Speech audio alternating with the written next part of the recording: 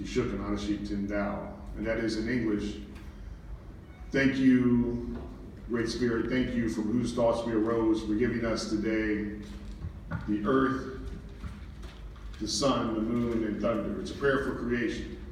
And then I just added 4 classical elements. Thank you for the earth, where we get our food from. Thank you for the waters. We are water. Many Wishoni, water is life. Thank you for the wind. And without the air, we'll die in minutes. Thank you for fire.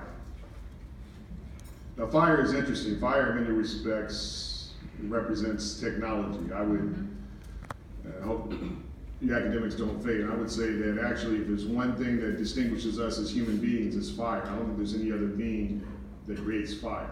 And fire represents intellect. The fire can be misused, just as intellect can be misused.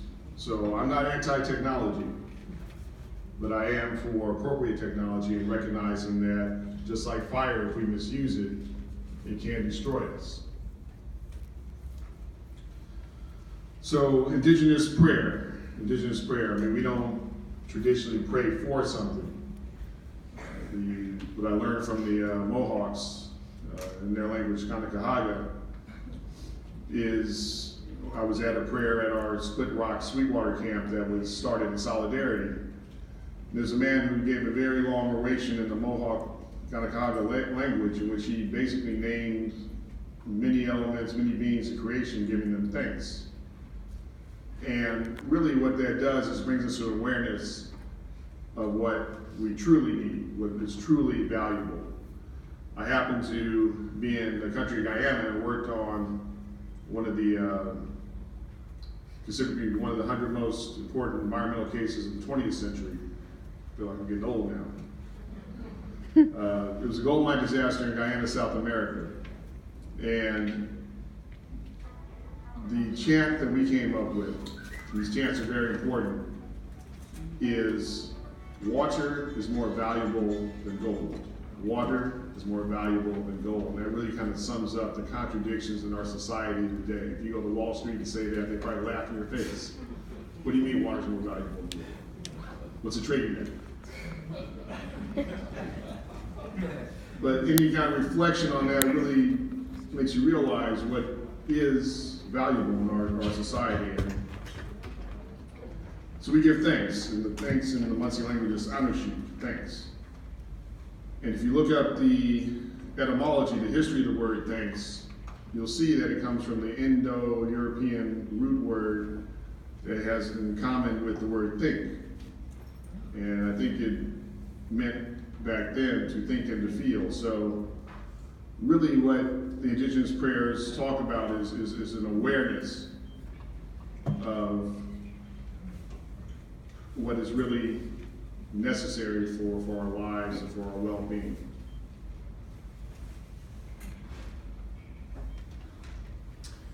The Latin American author Eduardo Galeano put it quite succinctly in terms of the indigenous viewpoint and orientation towards the environment. He said, in the industrial world, whether it is to protect the environment or exploit the environment is seen as an object outside of the person.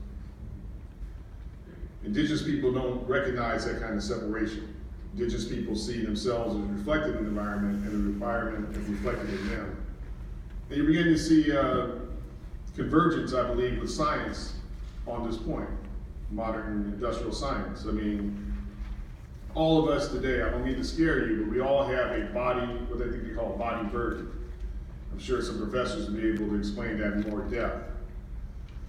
What that means is that the industrial chemicals that are in our society, I think they say they find traces of those chemicals, over 200, in our bodies right now. And I think maybe it was the PON or the Teflon, but there was some chemical that was in, I must have been the cooking ware, that is now so ubiquitous, it's like in every human being on the planet, 7 billion. And we want to focus on the Kardashians or some other reality TV. I mean, that should be the news that we're talking about. How did this get in our bodies? Everyone's. So it's critical at this point in time that we have these kinds of meetings, gathering places, spaces. So this is a very great honor for me as Ramapo Indigenous to be before you today to talk about these matters that are necessary for our survival. I had the great pleasure to have spent time with the Dene people in the Southwest, known in English as Navajo. It actually may exceed the Cherokee Trail Tiers now, but there was some 20,000 people that had been relocated in the 1970s, primarily. They have cases going on for the last 50 years over an area where they say that there was a dispute between the Hopi and the Navajo, classic divide and conquer. What was the solution?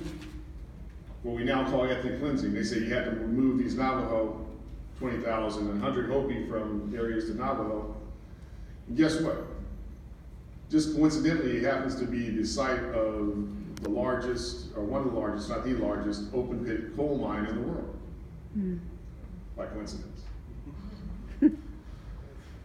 So the Dene people, like many indigenous people, are on the front lines of this climate change. They were standing like a rock before standing rock. I was just talking with some Dene people. I said, you guys are off the hook. I mean, your greatest warriors are actually some grandmothers in a place called Big Mountain in Black Mesa. So the greatest warriors ended up being these elderly women. And I mean, they battled the United States to pretty much a standstill, the most powerful government in human history. How did they do that? Through their prayers, through their awareness, through constantly going forth and protecting their rights. So it's not only coal mining that they were dealing with there in the Navajo Nation, it was also uranium mining. Most of the uranium came from the Navajo Nation, and you know, tens of thousands of people in the Southwest have been adversely affected by it. It was there that one of the grandmothers introduced to me the concept of Gaia, the earth as a living being. And she said that the liver was the coal of the earth. I thought it was just an interesting metaphor until you look at coal that has actually filtering properties in it. So we really need to pay attention to the indigenous people here. I'll just end with a encounter I had with a man named Corbin Harding. I was at a conference like this, it was late in the afternoon, I was getting tired, and the man comes up, and some of these elders are not very brief. I guess I'm briefer myself, but I thought this was going to be a long afternoon. When he spoke, it was almost biblical. He says, my nation is the most bombed nation on the planet. Because he is Shoshone, and that's where the Nevada test site was, 100 above ground, 800 underground tests.